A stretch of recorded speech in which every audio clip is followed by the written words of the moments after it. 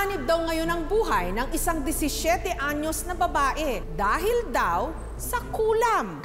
Ang paniniwala ng mga matatanda, karayom ang sandata ng mga mangkukulam kapag meron silang gustong pahirapan.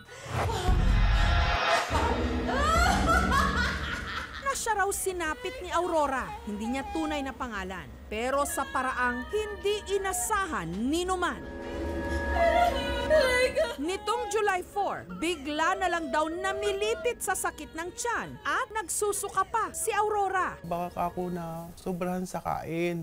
Agad siyang dinala ng kanyang inang si Maria, hindi niya tunay na pangalan, sa ospital. Pero hirap daw ang mga doktor na tukuyin ang kanyang kondisyon. Kaya si Aurora sumailalim pa sa pregnancy test. Tinatanong po nila kung may boyfriend. Wala naman akong nakikita. Nanliligo na hindi po siya buntis.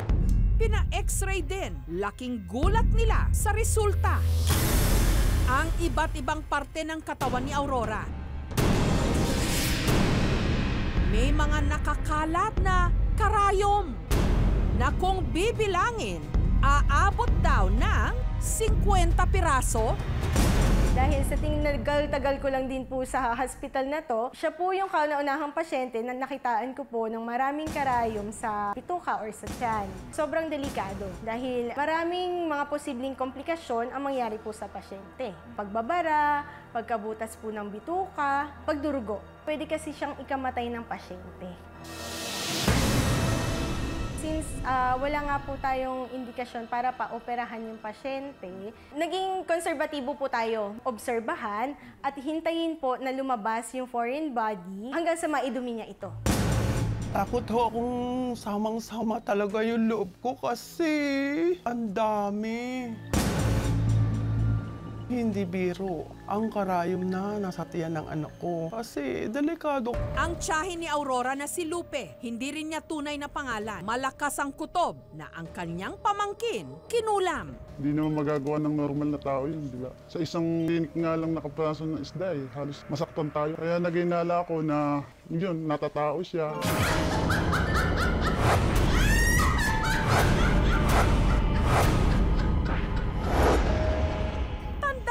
Rin ni Maria kung paanong ang kanyang ina noon, kinulam din daw. Tanging baywang niyang masakit para daw may nakabaon na karayom. Inamin niya pangalan niya kung sino siya. Kaya dinala ni Lupe ang litrato ni Aurora sa magtatawas. Sabi niya sa akin, kinukulam tong batang to. Kinaiinggitan. Magaling na magaling yung gumawa sa pamangking ko. Lumapit din siya sa kilalang babaylan o manggagamot sa kanilang bayan na si Lola Inday.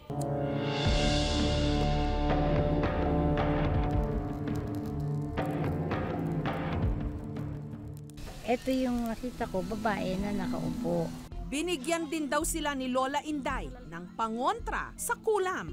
Itong tawas natin, lagyan ng agwa, ipuna sa noo, sa kamay, sa paa. Tapos kako, itong dahon na to na ibibigay ko, ilalaga nyo, tapos ipainom nyo ng ipainom sa kanya para itaboy yung masamang inilagay sa kanyang katawan. Hindi raw lubos akalain ni Maria kung paano nangyari ito. Wala rin naman daw silang napapansing kakaiba kay Aurora, maliban na lang sa hirap ito noon sa pagsasalita. Akala namin pipe kasi 8 taon siya bago nagsalita. Nakakaintindi naman yung anak ko, nakakaunawa. Dahil dito, lumaking mahiyain si Aurora, kaya madalas din daw naging tampulan ng tukso.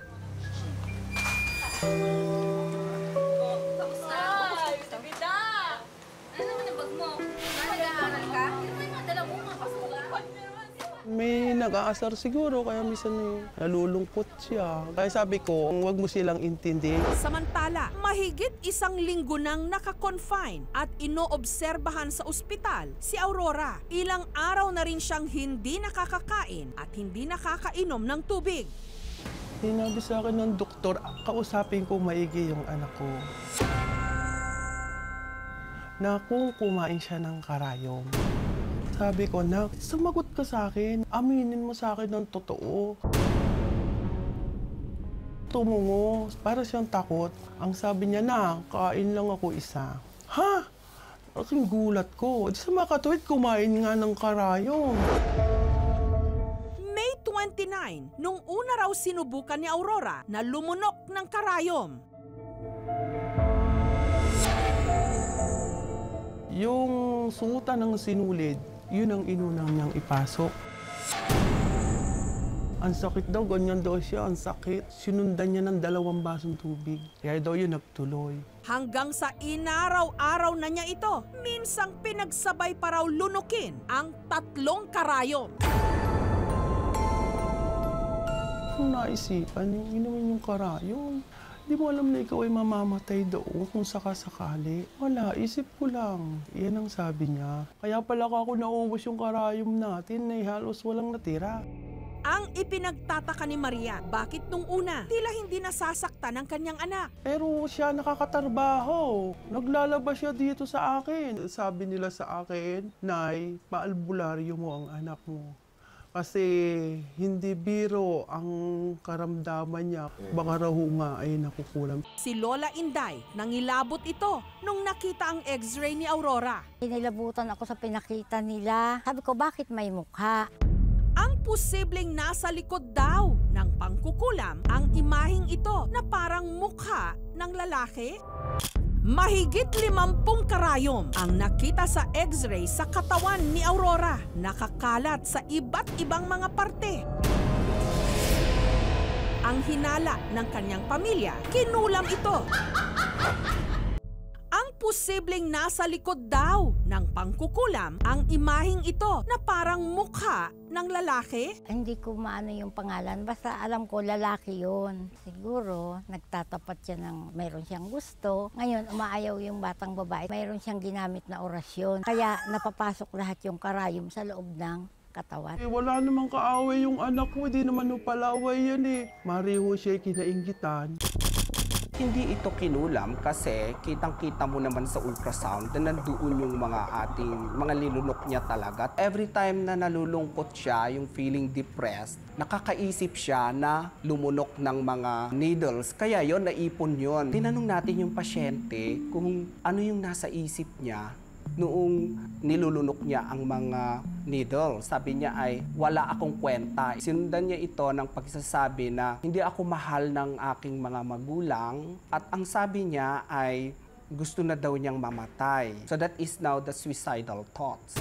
Ito nga ay isang klase ng major depressive disorder. Yung paglunok niya, parte yan ng kanyang MDD with suicidal thoughts.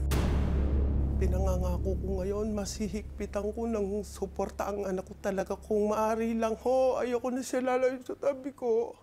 Sa totoo lang ho, dahil sa nangyari sa anak kong yan. Pinabulaanan ng mga doktor ang hinala ng manggagamot kung bakit parang may korte ng mukha ng lalaki ang x-ray ni Aurora. Nakikita ko nga rin yung mukha na nasa x-ray. May mukha siya, pero there's nothing paranormal about the image.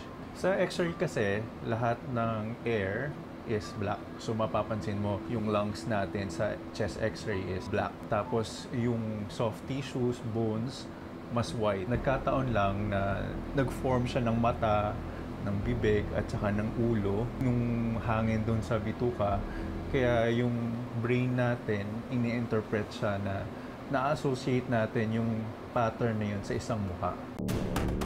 Ngayon po, nakapaglabas na po siya ng approximately 34 po na needles or aspile. Sa ngayon po, hinihintay na lang natin na less than 10 po yung mailabas niya. Good sign yun para sa kanya kasi ibig sabihin po na ilalabas niya ng maayos yung mga karayom na hindi naman kailangang operahan. Maswerte lang po talaga yung pasyente natin na hindi po nabutas yung bituka niya kasi kung titingnan natin talagang malalaki po yung mga aspile na nakain niya. Huwag na sanang nilang husgahan yung anak ko. Wala akong kapantay na sakit. Kasi kung nawala ang anak ko, hindi ko kaya. Sa totoo lang. Kung maaari lang kung saan ako pumunta, kabuntod ko yung anak ko talaga. Tulungan niyo kami kung sino man ang may buting kalooban at hindi pa man nangyayari. Ngayon pa lang, lubos na ako nagpapasalamat sa inyo.